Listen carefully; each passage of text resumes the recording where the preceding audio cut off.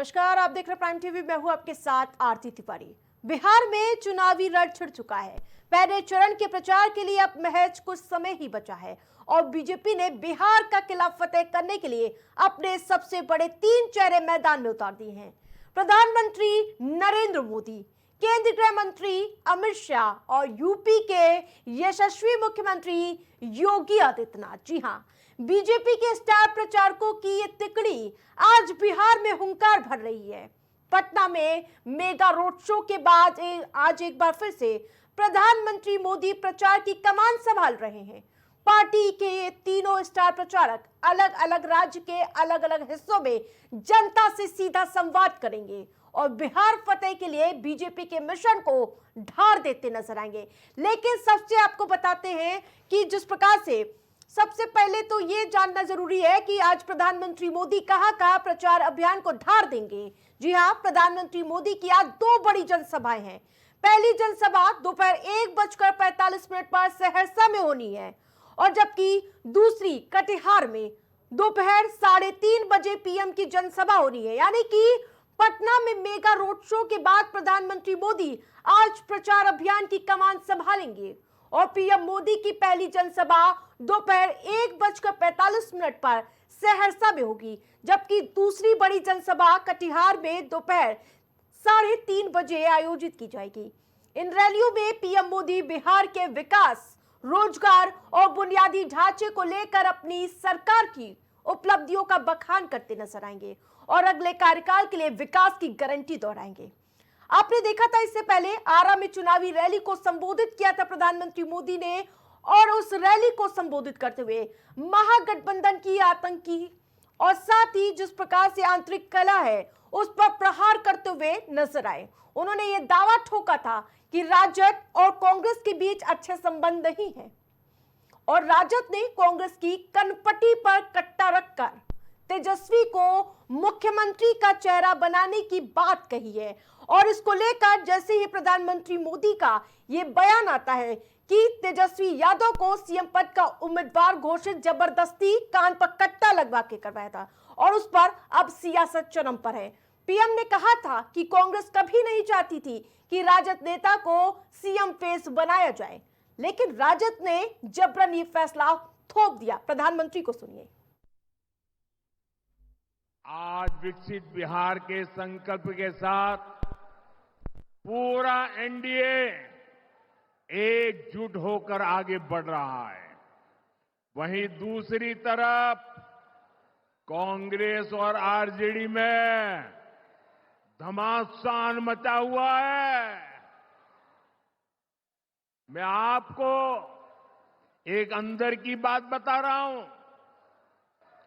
नामांकन वापस लेने से एक दिन पहले बिहार में बंद कमरे में गुंडागर्दी का खेल खेला गया था। कांग्रेस कभी नहीं चाहती थी कि सीएम पद पर आरजेडी के नेता का नाम तय हो, लेकिन आरजेडी ने भी मौका छोड़ा नहीं। आरजेडी ने कांग्रेस की कनपट्टी पर कट्टा रखकर सीएम पद चोरी कर लिया। घोषणा करवा के रहे, फिर जबरदस्ती कांग्रेस से सीएम उम्मीदवार को समर्थन की घोषणा कराई गई, कट्टा रख करके। पीएम मोदी के साथ गृह मंत्री अमित शाह भी 3 बड़ी रैलियों में गरजते नजर आएंगे। अब आपको बताते हैं शाह की जनसभा के शेड्यूल क्या है। अमित शाह की पहली जनसभा चंदौली में होगी। दोपहर 12:30 बजे वो समय होगा जब अमित शाह गरजते नजर आएंगे। सीतामढ़ी में दोपहर 1:30 बजे दूसरी जनसभा में हुंकार भरेंगे और यही नहीं, दोपहर 3:15 पर मधुबनी में तीसरी जनसभा में हुंकार भरेंगे। जी हां, गृह मंत्री अमित शाह भी आज 3 जनसभाओं में जनता को सीधे संबोधित करेंगे।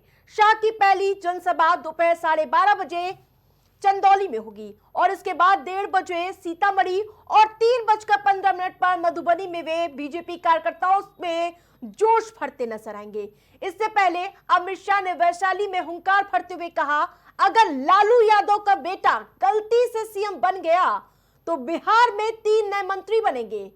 पहला अपहरण चलाने वाला मंत्री बनेगा, रंगदारी लेने वाला मंत्री बनेगा और हत्या करने वाले और इन सभी मामलों को बढ़ावा देने वाला मंत्री बनेगा। अमित शाह को सुनिए आप।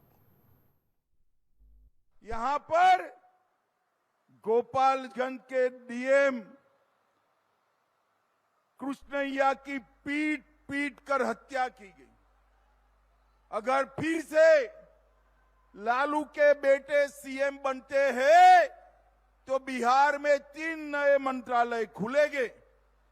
एक मंत्री बनेगा अपहरण का इंडस्ट्री चलाने वाला मंत्री, दूसरा बनेगा रंगदारी चलाने वाला मंत्री और तीसरा बनेगा अपहरण और खून को बढ़ावा देने वाला मंत्री।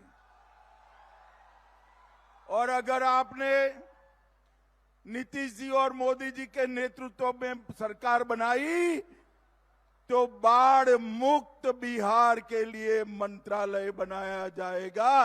बाढ़ मुक्त बिहार के लिए पीएम मोदी और गृह मंत्री अमित शाह के साथ मुख्यमंत्री योगी आदित्यनाथ चुनावी हुंकार भर रहे हैं।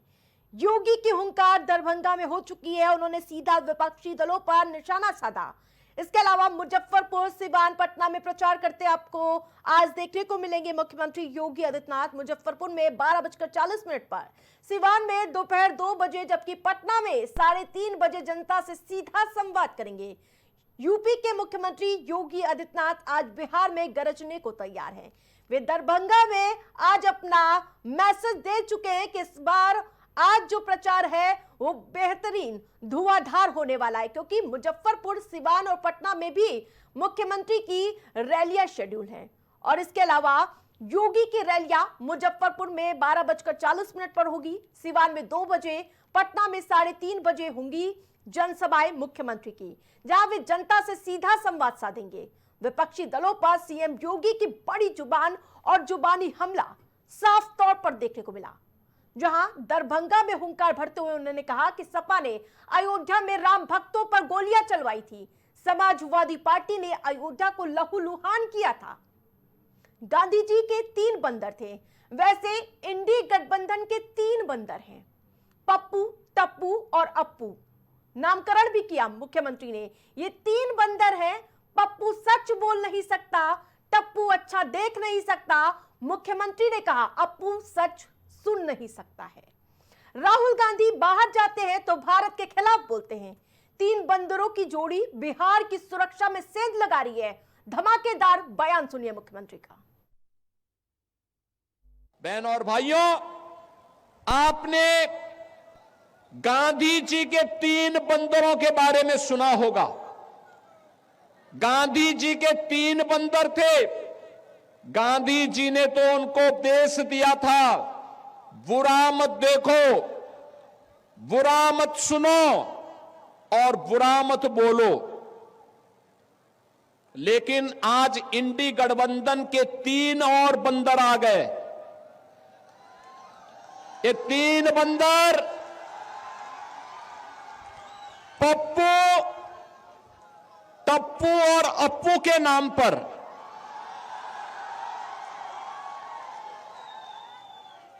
पप्पू, टप्पू और अप्पू के नाम पर पप्पू सच बोल नहीं सकता, अच्छा बोल नहीं सकता, टप्पू अच्छा देख नहीं सकता और अप्पू सच सुन नहीं सकता। इन लोगों को एनडीए सरकार के द्वारा किए गए विकास दिखाई नहीं दे रहे, उसकी खुशबू इनको सुनाई नहीं दे रहा है, दिखाई नहीं दे रहा है। ये उसके बारे में बोल नहीं सकते, सुन नहीं सकते, देख नहीं सकते, और इसीलिए तो दुष्प्रचार कर रहे हैं। आपने देखा होगा कांग्रेस के नेता राहुल जी जब भी कहीं जाते हैं भारत के खिलाफ बोलते हैं, भारत के खिलाफ बोलते हैं, भारत को अपमानित करते हैं, विदेशी आक्रांताओं को महिमा मंडित करते हैं। और ये सभी, ये जो तीन इंडी गठबंधन के तीन बंदरों की जोड़ी है, बहनों और भाइयों, ये तीन बंदरों की जोड़ी ये बिहार में खानदानी माफियाज को गले लगा करके अपना शागिर्द बना करके